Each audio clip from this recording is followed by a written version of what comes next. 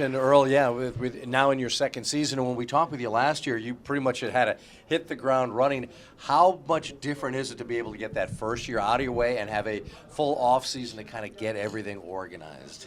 It's really been refreshing, just to get through the first season and have a chance to think and plan for the next season and have recruits coming in where you can project, how they're going to help and implement into your system, and as well as working with the returners on the areas they need to improve. And so having a better idea what they need to improve in off season. So I think that's the biggest thing, just having a better roadmap for what we need to do to move the program forward. Was that the biggest challenge? Because you were a late hire and you had to come in, sell your ideas and everything to the kids who remain in the program, who definitely seemed to buy into it. But where were the biggest challenges for you last year?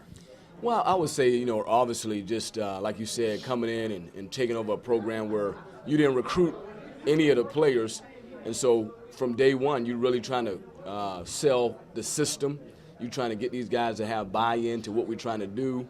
And you're trying to develop a level of trust within the organization, not just with the players, but with everybody, the trainers and the strength and conditioning coach. And so it took a lot of time to really try to develop buy-in. I think we have that now, and so I'm excited about moving forward. But I thought I saw this, Charlie, in sort of the play of a young man like Canyon Barry. I thought his game evolved, and that had to be a great credit to you. What did you see in Canyon that you may not have even known about once you first took the job?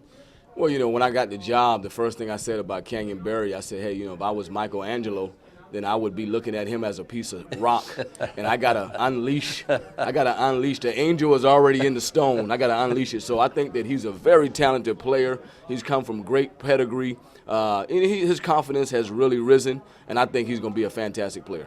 You have some new players, I think, that are counting on a great deal. You have 5 new players, a couple transfers, and freshmen. So tell us a little bit about those guys. Yeah, we got 6 new players. We had a redshirt big guy sitting out, Nick Harris. He's about 6'10", 250, as well as we took a 5th-year transfer from Winthrop University, 6'8" kid, James Bourne, and we signed a prep school big power forward from up in Massachusetts, Jarrell Brantley. And then we took 3 guards, Grant Riller down Orlando, Florida, very talented combo guard, Marquise Pointer from Jonesboro, Arkansas, that we really like his toughness and his ability to run a team. And then we took a JUCO transfer, a kid who played his freshman year at Western Kentucky, point guard, about 6'4", 205. So we're excited about all the new guys as well as the returners. Yeah, and speaking of the returners, one of the things that you had to go through last year was a lot of new faces. But when, Cameron Johnson, Gilmore, Bailey, these young men got some very valuable experience. How big a step up can we expect from them this year?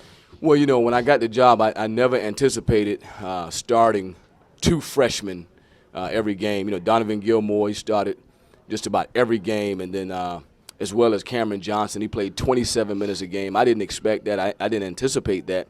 And then Evan Bailey really came on late and had a big game against Drexel in the CAA tournament. We won that first-round game.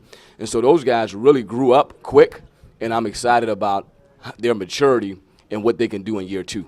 You had some good wins down the stretch. I thought your team really came together late in the season, and I know you're excited about it. But let me ask you a question. I've been talking to a lot of the coaches about these new pace of the game, pace of play rules that have been set in, especially the 30-second clock. How is that going to affect your style of play?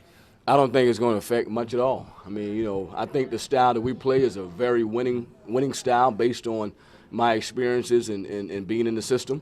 I just think we got to focus on execution and do what we do better. And then I think the biggest thing is defend without fouling. With the new rules, if you can defend without fouling, I don't see there being a lot of changes. Unfortunately, you do lose a very key part in Joe Chile, your point guard. How do you see the team having now to adjust without Joe in the lineup? Well, in the offseason, I felt like I was a big snake that shed my skin.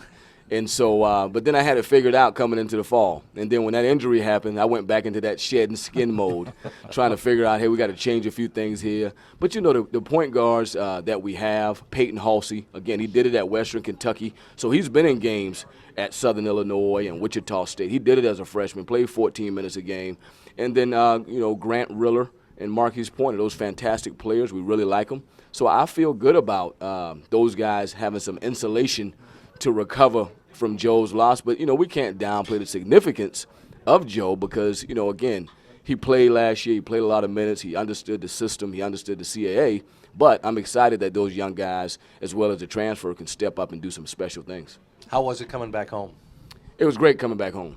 I still feel like I'm out in Kansas somewhere because I'm not at home enough, and my son's always looking around trying to figure out where I am. But it's good just to be able to smell that salt water from time to time and get some good seafood every now and again. That always helps. Earl, thanks so much and good luck this year. Thank you. Earl Grant, the head coach at the College of Charleston on the men's side.